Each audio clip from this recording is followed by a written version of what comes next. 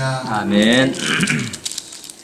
오병이어의 이적을 본 사람들이요, 그 다음날 다시 예수님을 찾아왔을 때 그들은 아주 흥분해 있었고 또 기분이 매우 들떠 있었습니다. 그러나 예수님과 이제 긴 대화를 나누면서 그들의 뜨거웠던 기분은 점점 차갑게 식어갔죠. 그래서 예수님과 대화를 하면 할수록 점점 더 예수님이 자기들의 기대와는 전혀 다른 분이라는 것을 알게 되었기 때문이에요. 처음에는 뒤에서 수군거리다가 이제는 대놓고 투덜대기 시작합니다. 그리고 심지어 예수님의 집안 배경을 거론하면서 예수님을 폄하해요. 그러나 예수님은요, 그러한 것들에 전혀 아랑곳하지 않고 줄곧 나는 생명의 떡이다. 내 살은 참된 양식이요 내 피는 참된 음료다. 조상들은 만나를 먹고도 죽었지만 내 살을 먹고 내 피를 마시는 자는 영생을 가졌다. 그리고 마지막 날에 내가 그들을 다시 살릴 것이다. 이렇게 계속해서 복음을 선포하십니다. 육신적인 관심만 가지고 있는 사람들에게 예수님의 이러한 영적인 말씀은 이해하기 어려웠어요. 그런데 군중들만 그랬던 것이 아닙니다. 예수님의 제자들도 역시 그 말씀을 이해하지 못했다라는 거예요. 한번 오늘 본문 말씀 다시 살펴보며 나누겠습니다. 60절, 61절 읽어볼게요. 제자 중 여럿이 듣고 말하되 이 말씀은 어렵도다. 누가 들을 수 있느냐 하는데 예수께서 스스로 제자들의 이 말씀에 대하여 수군거린 줄 아시고 이르시되 이 말이 너희에게 걸림이 되느냐. 아멘. 제자들이 서로 이렇게 말합니다. 이 말씀이 이렇게 어려운데 누가 이 말씀을 알아들 수 있을까? 사실 군중들이야 그렇다고 치더라도 최소한 예수님의 제자들이라고 한다면은 좀 이 예수님의 말씀을 알아들어야 하지 않았을까요? 교회에 처음 나온 분들이야 이해하지 못한다고 하더라도 우리가 10년, 20년 다니신 분들은 충분히 알아들어야 하지 않을까요? 그러나 꼭 그런 것은 아니라는 거예요. 아무리 제자가 되었다고 하더라도 알아듣지 못할 사람들은요, 여전히 알아듣지 못한다는 겁니다. 왜 그럴까요? 정도의 차이는 있겠지만 군중들과 마찬가지로요, 제자들도 아직 영적인 차원을 이해할 만큼 충분하게 성숙하지 못했기 때문이라는 거예요. 영적인 말씀을 육적으로 받아들이면 절대로 이해되지 않습니다.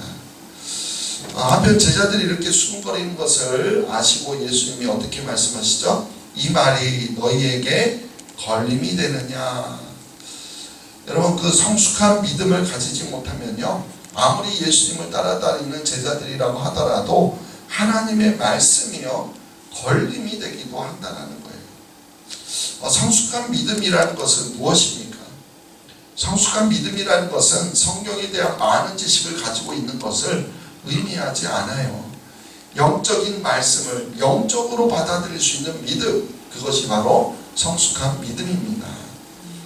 저는 저와 여러분들이 모두 하나님의 말씀을 받아먹고 잘 소화시킬 수 있게 되기를 간절히 소망합니다. 아멘. 근데 간혹 걸림이 되는 분들도 없지 않아 있다라는 거예요. 혹시 말씀이요 자꾸 마음에 걸리고 또 잘 소화가 되지 않을 때에 꼭 오늘 말씀을 우리가 기억하시길 바랍니다. 우리가 이성으로는요 신앙을 이해할 수가 없어요. 육으로는 우리가 영을 이해할 수가 없다라는 겁니다. 아멘. 우리가 초등학교 때 배우는 덧셈, 뺄셈 이 산수를 가지고 어떻게 미분, 적분 같은 문제들을 풀 수가 있겠습니까? 우리가 세상적인 상식을 가지고 어떻게 영적인 세계를 우리가 이해할 수 있겠냐는 거예요. 영적인 세계는요 오직 영으로만 풀 수가 있습니다. 아멘. 예수님이요 계속해서 말씀하시는데 그런 이야기를 하셔요. 62절, 63절 읽어보겠습니다. 그러면 너희는 자가 이전에 있던 곳으로 올라가는 것을 본다면 어떻게 하겠느냐? 살리는 것은 영이니 육은 무익하니라. 내가 너희에게 이른 말은 영이요 생명이라. 아멘. 이전 있던 곳으로 올라간다라는 말은요 앞으로 있게 될 예수님의 승천 사건을 예고하는 말씀입니다. 즉 앞으로 내가 승천하는 것을 너희가 보게 될 텐데 지금 갖고 있는 믿음을 가지고 그것을 어떻게 너희들이 이해할 수 있겠냐 이렇게 묻고 있는 것이죠. 그러면서 아주 중요한 말씀을 하세요. 살리는 것은 무엇이라고요? 영이. 살리는 것은 영이고 육은 무익하다라고 말해요. 이 말은요, 생명을 주는 것은 영이다 라는 뜻이에요. 그러니까 하나님의 영만이 우리에게 생명을 준다라는 겁니다. 아멘. 태초의 흙으로 만들어진 인간에게 하나님의 생기가 들어가서, 즉 하나님의 영이 들어가서 우리 인간이 생명이 되었듯이요, 하나님의 영만이 사람들에게 진짜 생명을 줄 수 있다는 거예요. 그렇다면 여기서 말하는 생명은 무엇입니까? 죽지 않고 지금 살아있다고 해서 생명이 있다 이렇게 말할 수 없다라는 거예요. 죽음의 문제가 근본적으로 해결되지 않으면 살아도 살아있는 것이 아니에요. 육신의 질병이 기본적으로 고쳐졌다고 해도 죽음의 문제가 해결되지 않으면 그것은 진짜 이정이 아니라는 것이죠. 우리 주님께서 지금 말씀하고 있는 생명, 즉 영생이죠. 이 생명은 죽음의 문제가 해결된 진짜 생명, 영생을 말하는 겁니다. 아멘. 이것은 육적인 차원이 아니라 영적인 차원의 이야기라는 거예요. 그래서 예수님이 지금까지 계속해서 이 영적인 차원을 이야기해 오셨습니다. 내가 너희에게 이른 말이 영이요 생명이다. 바로 이 말씀이요, 바로 그 뜻이에요. 이 영적인 차원은요, 믿어야만 이해가 되는 거예요. 말씀이 육신이 되어 오신 예수님을 믿고, 그리고 생명의 떡이 되신 예수님을 먹어야만 알게 되는 차원이라는 겁니다. 아멘. 이 영적인 차원을 우리가 자꾸 육적으로 풀려고 하다 보니까 도무지 풀려지지가 않고 이해가 되지 않는 거예요. 자꾸 오게 한 말씀이 걸림이 되고 어렵게만 느껴지는 겁니다. 이러한 모든 것들은 영적인 문제요, 결국 믿음의 문제라는 거예요. 우리 64절 65절 읽어보겠습니다. 그러나 너희 중에 믿지 아니하는 자들이 있느니라 하시니, 이는 예수께서 믿지 아니하는 자들이 누구며 자기를 팔자가 누구인지를 처음부터 아십니다.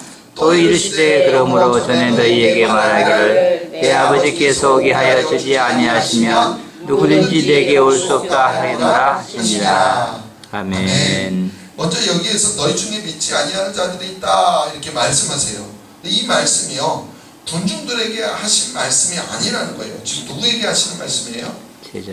제자들에게 하시는 말씀이에요. 그러니까 지금 제자들 중에도 어떤 사람이 있다는 거예요? 예수님의 제자들 중에서도 예수님을 믿지 않는 사람들이 있다는 거예요. 요즘 말로 바꿔서 말하면요, 집사님, 권사님, 장로님들 중에서도, 아니 목사님들 중에서도 예수님을 믿지 않는 사람들이 얼마든지 있을 수 있다는 거예요.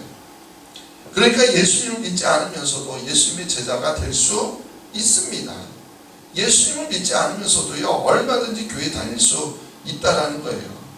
심지어 예수님은요, 자기를 믿지 않는 그 제자가 나중에 자기를 팔아넘기게 될 것을 처음부터 알고 계셨다 이렇게 말씀하세요. 자기를 믿지 않는다는 것을 아시면서, 자기를 배신하게 될 것을 아시면서, 그런데도 예수님은 그 사람을 어떻게 한 거예요? 제자로 받아들이셨다는 거예요. 여러분, 우리 같으면 그럴 수 있겠습니까? 교회의 문제를 일으킨 사람들이라는 것을 미리 우리가 알고 있다면 그 사람을 우리가 가만 놔둘까요? 처음부터 교회에서 내보내려고 하지 않을까요? 근데요, 예수님을 알면서도 품으셨다는 거예요. 아멘. 왜 그렇습니까? 그 이유가 65절에 기록되어 있습니다. 내 아버지께서 오게 하여 주지 아니하시면 누구든지 내게 올 수 없다. 이 말씀은 이미 지난번에 우리가 한번 묵상했었어요. 그때는 내가 와주었다 이렇게 생각하고 있는 군중들의 속마음을 꿰뚫어보고 하신 말씀이라고 했어요. 스스로요, 자신들이 선택해서 신앙생활을 하고 있다 이렇게 생각하는 사람들은요, 결국에는 주님 곁을 떠나게 되고 결국 구원받지 못한다라는 뜻이었습니다. 하나님의 절대 주권을 인정하고 그 인도하심 때문에 예수님을 믿게 되었다고 생각하는 사람들이 결국에는 구원받는 사람들이라는 거예요. 똑같은 말씀인데도 이번에는 적용하는 기준이 다릅니다. 앞에서는요 군중들에게 적용했다면 이번에는요 예수님 자신에게 이 말씀을 적용하신 거예요.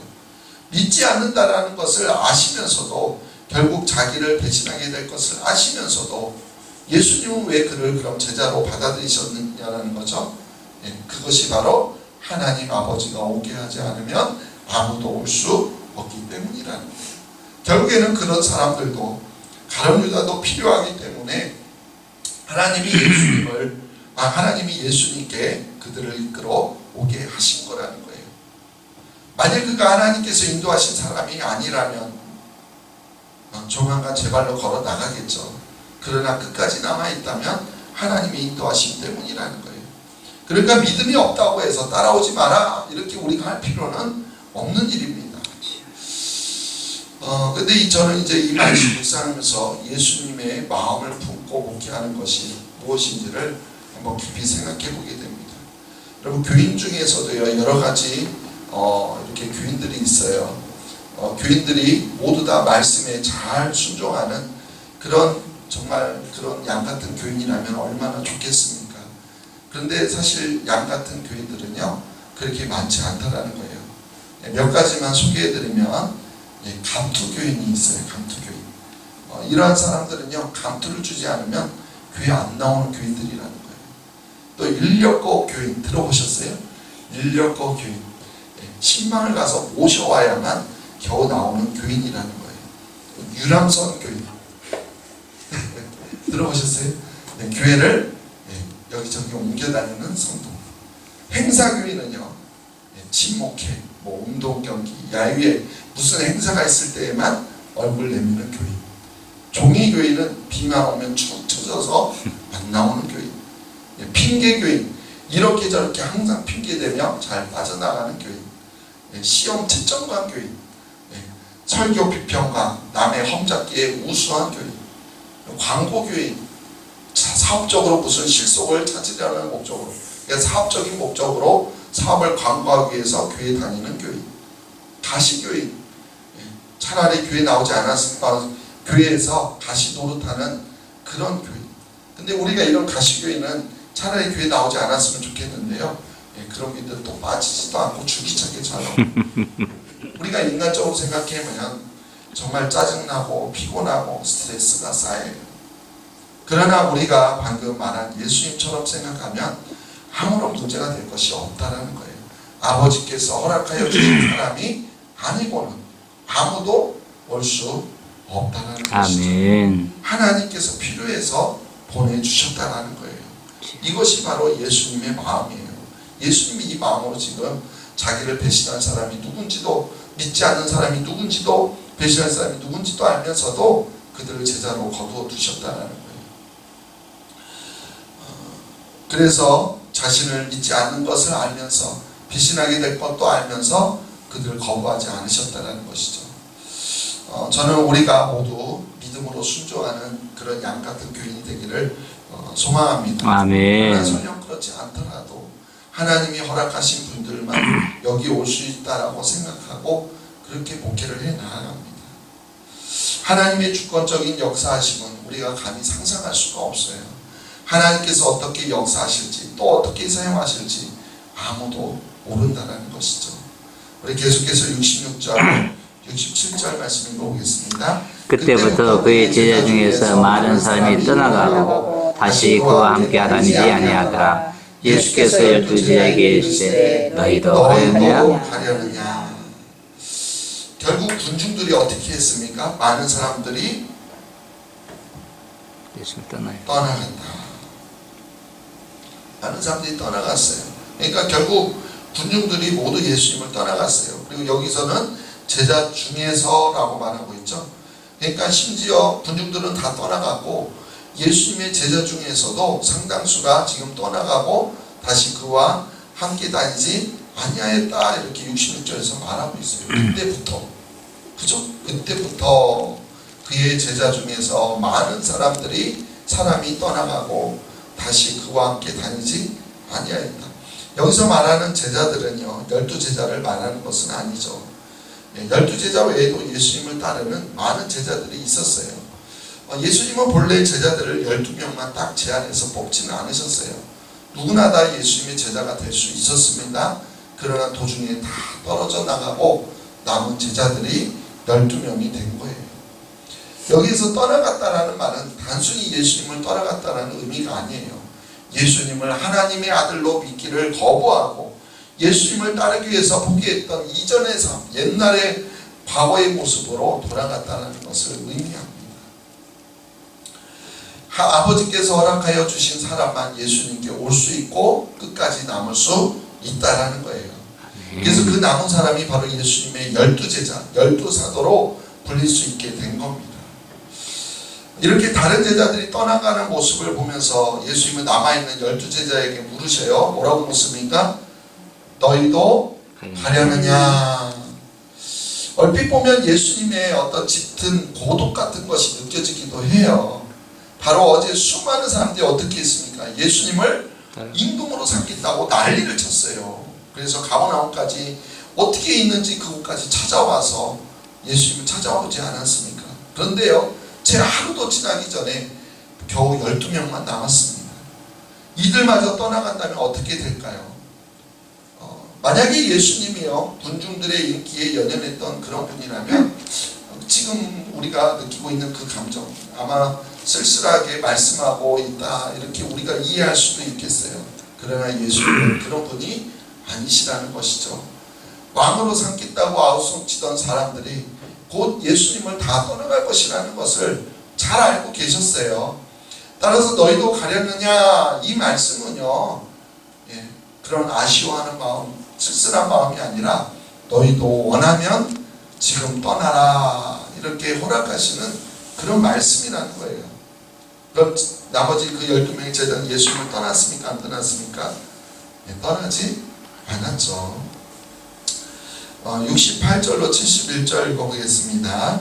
시몬 베드로가 대답하여 주여 영생의 말씀이 주께 있사오니 우리가 누구에게로 가오리까? 우리가 주는 하나님의 거룩하신 자인 줄 믿고 알았사옵나이다. 예수께서 대답하시되 내가 너희를 둘을 택하지 아니하느냐 그러나 너희 중에 한 사람은 마귀니라 하시니 이 말씀은 바로 시몬의 아들 유다를 가리키심이라. 그는 12 중에 하나로 예수를 팔자니라. 아멘.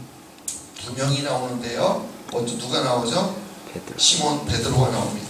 제자들을 대표해서 시몬 베드로가 이렇게 대답해요.